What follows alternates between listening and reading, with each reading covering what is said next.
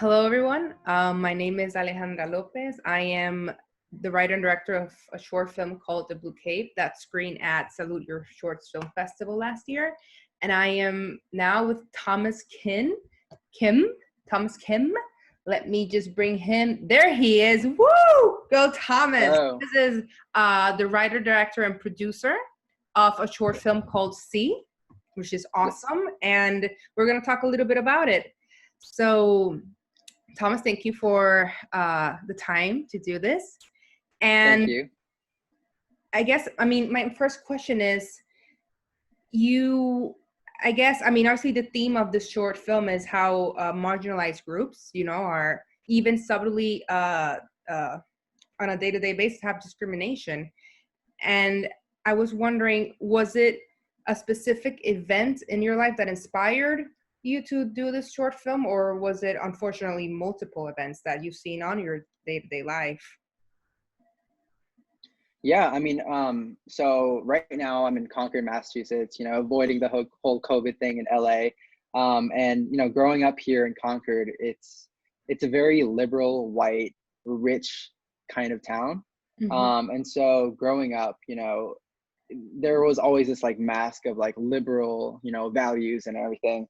But I felt like there definitely was this layer of microaggression that, I faced because of, I guess the jokey kind of aggressive nature of high school, and school in general, combined with like my identity dilemma as a Korean American. I felt like those two things kind of meshed together and kind of, formed that kind of environment where I was prone to experience certain forms of microaggression. And they were always, subtle enough to not be considered racism or anything like that. But they were just very subtle moments where like you kind of consider, was that, based on race, or was that, motivated just by some other purely coincidental, moment.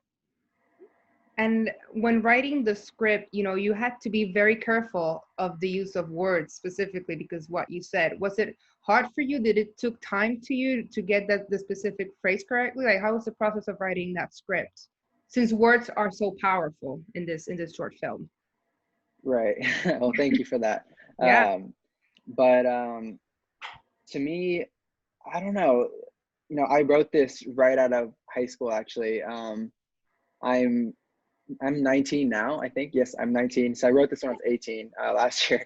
And so, this was still very fresh in my mind. I just graduated high school. Like, this was the language that I knew growing up. Like this very, like I said, very aggressive kind of street kind of language, and then that combined with like, something more like racially based was the vocabulary that I was kind of going for with the script.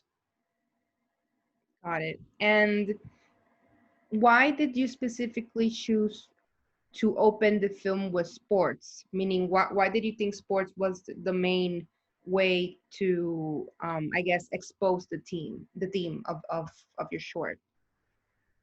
Well, like, again, I think that kind of goes to that, very American kind of rugged feeling of this racial tension in America.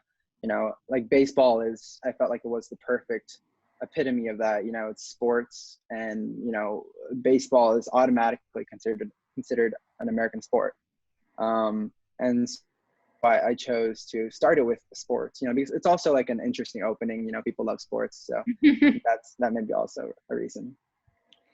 And then, talking about post-production, editing wise, you chose very specific moments in the film, slow motion, right?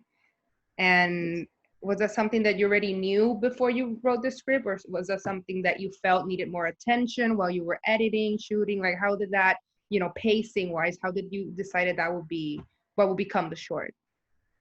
Yeah, that's a great question. Well, if we were going to shoot anything in slow motion, that had to come in pre-production, right? So we, could properly prepare for that. So that was definitely all, in the storyboards before. Well, like while I was writing the script, obviously slow motion was in the script. And I don't usually, I'm not a fan of something like that technical, you know, like sometimes, you know, using slow motion or flashbacks or all these like fancy techniques can take someone out of the film, right? But I just felt like that was the right moment. And I don't know if it's still done the way I thought it would be, but I think that it's the best way to capture that surreal element of those scenes. Awesome. And so in this case, was this like, I mean, if you wrote this when you were 18, now you have 19, was this something you made out of film school, something you made out of your own pocket with friends? Like, how did you make this, you know, come about? Yeah. So this was out of my own pocket. What I did was I made a stop motion film during high school for like 3 or 4 years. And all the funds from that, which was like almost like $13,000 plus some investors and then a Kickstarter. With all those funds, we basically gathered almost $30,000 and then made the short. Wow, that's a lot. Thank you. Amazing. Yeah. Congrats. I think those are all the questions that I had for you. And I was wondering if you wanted to say something to the audience after they watch your film. You're more than welcome to. Because yeah, I'm pretty sure they're gonna watch this Q&A. Great.